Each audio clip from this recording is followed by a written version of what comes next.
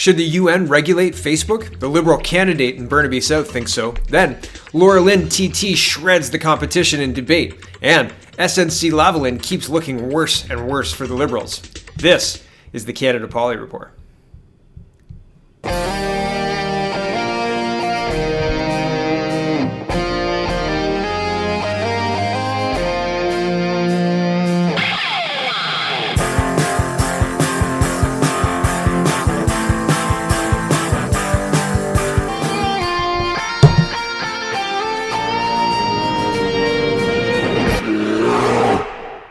Good evening, everyone. I was skiing today, so sorry for the late video. And also before dinner, for whatever reason, the recording stopped as I was finishing the video, so it is what it is.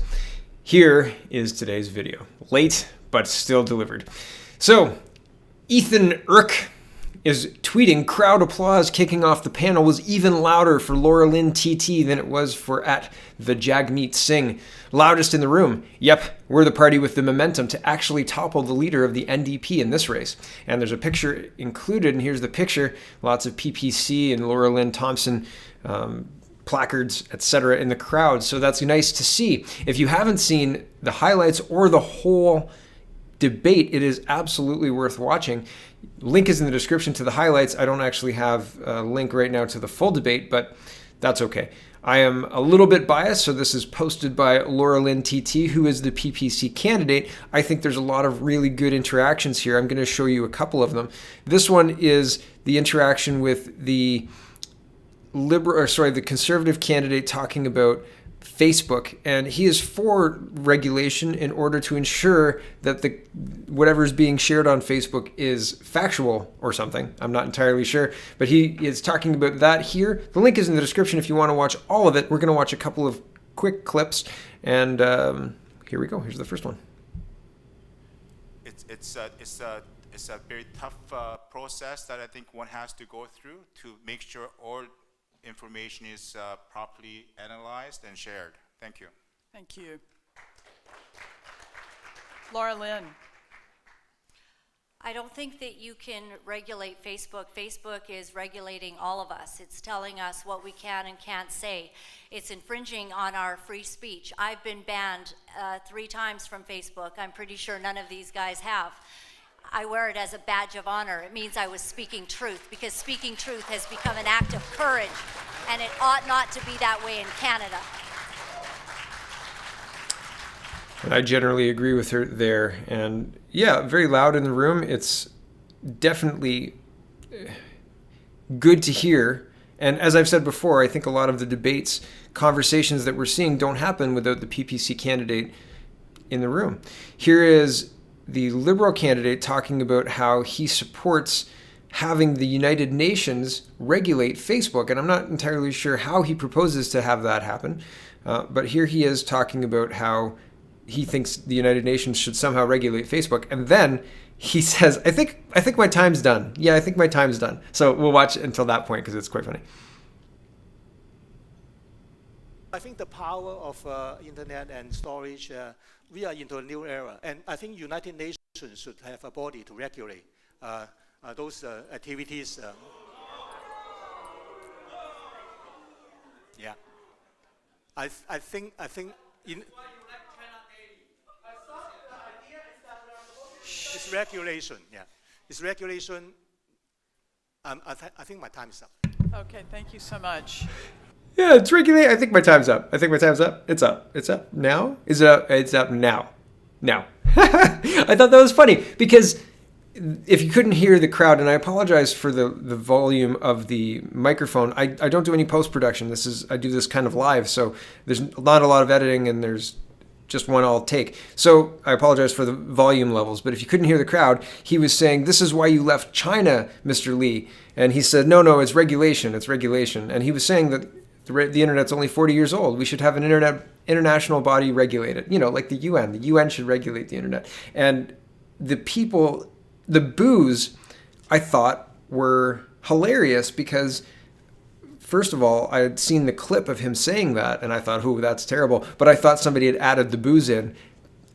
for meme effect or whatever. No, the boos were real. And man, yeah, that's the Liberal Party. They think, yeah, let's let the United Nations regulate the internet. That sounds great. Or Facebook or whatever. What an awful idea. Okay, I've fast forwarded to nearly the end here. And this question is too silly to not include. It's just unbelievable. The question could be asked in a much more succinct way. However, this is how this question is asked.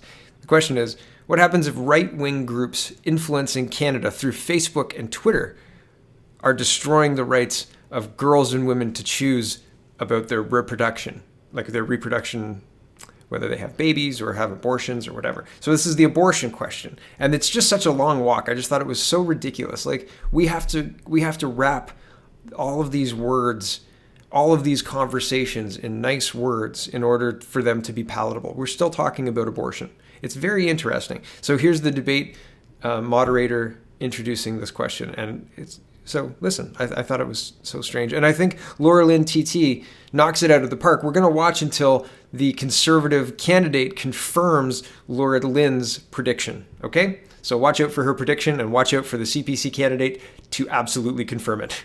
About radical right-wing American groups influencing Canada through Facebook groups and Twitter to destroy the rights of Canadian women to pro-choice protection. So,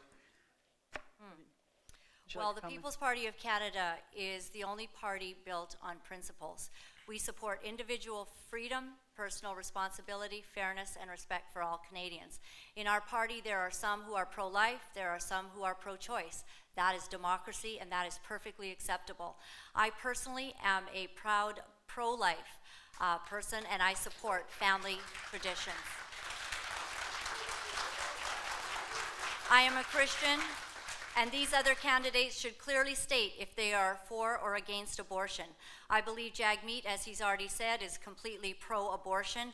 Trudeau says that all Liberal candidates have to be pro-abortion, so Richard supports abortion 100%. And with Jason, I'm sure that we probably won't get a clear answer because he's afraid of what the party might say. okay. Jay, would you like to take this question?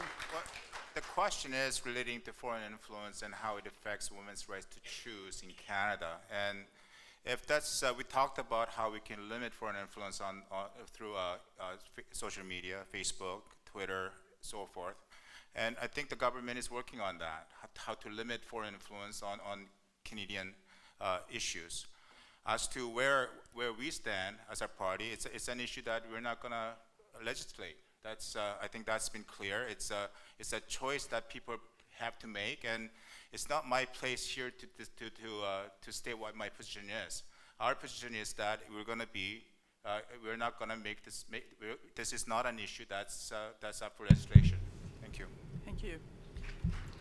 So he confirmed it. She said he's not going to tell us his position because his party will get mad, and he said it's not my place to tell you my position because we're not going to legislate against that. So it's saying we agree with what the government's doing. And he actually said, I think the government's working towards that, towards, being okay with whatever okay with it is in his mind. So I think it's interesting because his government is not in majority right now. His government is not working towards anything. His government is working towards toppling the current open border regime of Justin Trudeau. So I found it interesting that he was, everything's pretty much okay on that front. Thanks. Moving on. So the debate was worth it. You should check it out. I think Laura Lynntt knocked it out of the park, personally. Jody Wilson-Raybould is the Attorney General that Justin Trudeau wishes would go away. CBC's reporting Jody Wilson-Raybould says she's bound by solicitor-client privilege. Won't comment on SNC Lavalin scandal. And here we go. Former Attorney General Jody Wilson-Raybould said Friday she would not comment on claims that the Prime Minister's office tried to pressure her to help SNC Lavalin avoid criminal prosecution in pending legal action against the construction company. As the former Minister of Justice and Attorney General of Canada, I am bound by solicitor-client privilege in this matter. in this matter, she said. In her role as Attorney General, Wilson-Raybould served as the government's top lawyer and the chief officer of the Crown, nominally representing the government in all of its prosecutions. Under common law, communication between the Office of the Attorney General and other offices of the government typically is privileged under the solicitor-client privilege.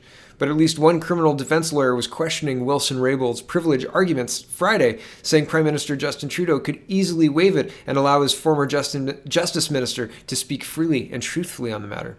The easiest way out of this is just for the Prime Minister to say, look, Jody, there's some serious questions here. Just tell the truth about our conversations and waive the privilege, Ottawa-based criminal lawyer Michael Spratt said in an interview. This is a very serious allegation, and if it never happened, there's good rationale for quickly dispelling ... that notion. So anything could be packed into that ... So be aware of ... Okay, back to the article. Even if she's bound by solicitor-client privilege, Spratt said he doesn't believe she would be barred from denying the contents of a news story. Quote, if it's so ludicrous, so fanciful, I don't think there's anything that stops her from saying that's not true, he said. Wilson-Raybould's no comment came after the Conservative leader Andrew Scheer called for an emergency meeting of the House of Commons Justice Committee to question the high-ranking officials, including Wilson-Raybould herself, about the matter. Scheer also suggested Friday morning that his party is looking at pursuing unspecified legal avenues if the governing Liberals continue to cover this up. Here is Mr. Scheer making his announcement, and we're going to watch it. The allegations that we're hearing in the last 24 hours are unprecedented. To have officials in Justin Trudeau's office, in the Prime Minister's office, exerting pressure, attempting to influence an independent criminal proceeding, that strikes to the very core of our independent system of justice, the rule of law, and a fundamental tenet of our democracy. Canadians have a right to know, was obstruction of justice committed by the Prime Minister's office? We would like to ask very pertinent, informed questions that appeared first in the Globe and Mail article to see if they're true or not, and those witnesses can come forward. Liberals should be working with us. If there's nothing to hide, then why keep hiding? And that's the problem. Transparency. I would love some transparency from our Liberal government, the government that ran on transparency and deficits that would build Canada instead of deficits that would be sending money out of Canada. Well, missed opportunities. Back to the article. The Globe and Mail reported Thursday that Wilson-Raybould, who was shuffled from her portfolio in January, felt pressured to direct federal prosecutors with Public Prosecution Services of Canada, PPSC, to make a deferred prosecution agreement, a deal akin to a plea bargain with the Montreal-based engineering firm SNC Lavalin to avoid a trial. Federal prosecutors have so far refused to reach a negotiated settlement with the company. The lack of settlement probably has cost SNC more than $5 billion in lost revenue. And I'm going to scroll down. Sorry, I don't have my usual mouse today. I was skiing. The Globe, citing anonymous sources, said Trudeau's office then tried to pass Wilson-Raybould's to intervene to press for a negotiated resolution. The lobbyist registry shows representatives of SNC Lavalin logged more than 50 meetings with federal officials and parliamentarians on subjects that included justice and law enforcement. It would appear to any reasonable person that Prime Minister fired Ms. Wilson-Raybould when she refused to give in to his demands, Scheer said, referring to Wilson-Raybould's move from the high-profile justice portfolio to the Veterans Affairs Ministries. This matter strikes at the very heart of our rule of law and calls into serious questions the ethics and conduct of those at the highest levels of the Prime Minister's office. SNC Lavalin has been charged with fraud and corruption in connection with the payments of nearly $48 million to public officials in Libya under the Muammar Gaddafi government and allegations it defrauded Libyan organizations of an estimated $130 million. The company is contesting the case and has pled not guilty. The case is at the preliminary hearing stage. If convicted, the company could be blocked from competing for federal government contracts for a decade. This is not the first instance of legal trouble for the publicly traded company. Indeed, its former CEO, Pierre Duhalme, sorry if I got that wrong, sir, pled guilty last week to a charge of helping a public servant commit breach of trust for his role in a bribery scandal around the construction of a $1.3 billion Montreal hospital. I scroll down. The title of this section is Trudeau calls allegations false.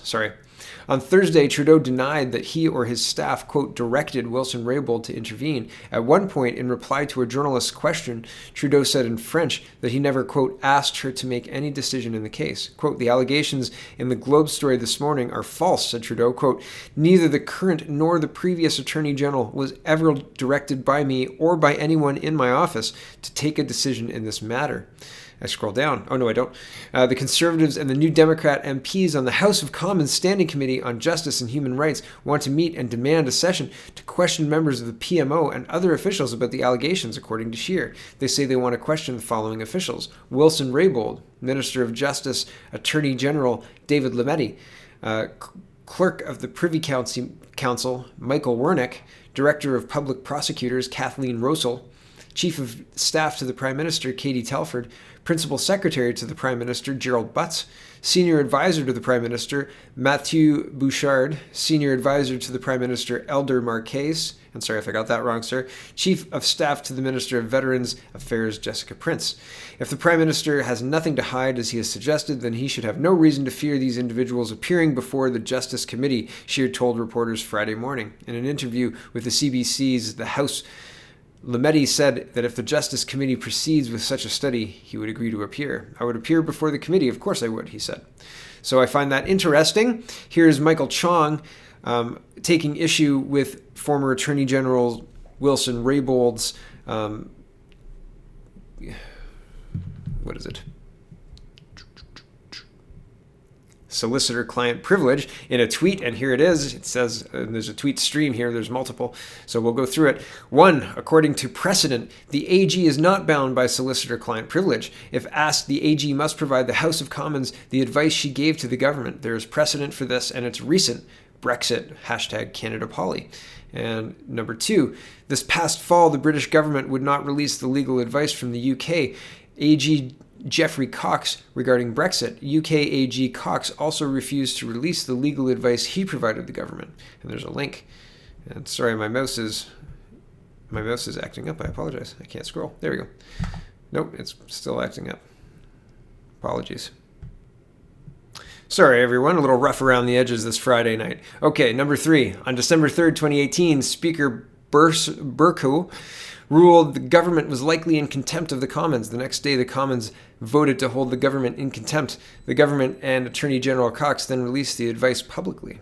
Number 4, there's also precedent in Speaker Milken's ruling on Afghan records. The government refused to release uncensored documents because of national security concerns. Milken ruled the government had to release the uncensored documents requested by the Commons. Burko's ruling is based on the privileges, immunities, and powers of the United Kingdom House of Commons. The Canadian House of Commons inherited the UK's privileges, immunities, and powers in Section 18 of the Constitution Act 1867. While some of the privileges, immunities, and powers of the House of Commons have evolved differently from those of the UK since 1867, Milken's ruling seems to confirm that with regards to the government's obligation to provide information to the Commons, both parliaments have evolved similar conventions. Interesting. So there's at least one MP, Conservative MP, saying that that whole thing is maybe not so above board. She might be able to tell us what she told them.